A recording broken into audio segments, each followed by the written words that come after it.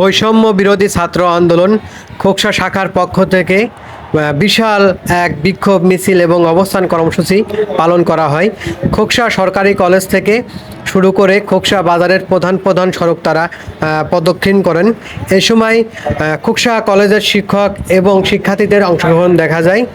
শান্তিপূর্ণভাবে তারা অবস্থান কর্মসূচি পালন করে।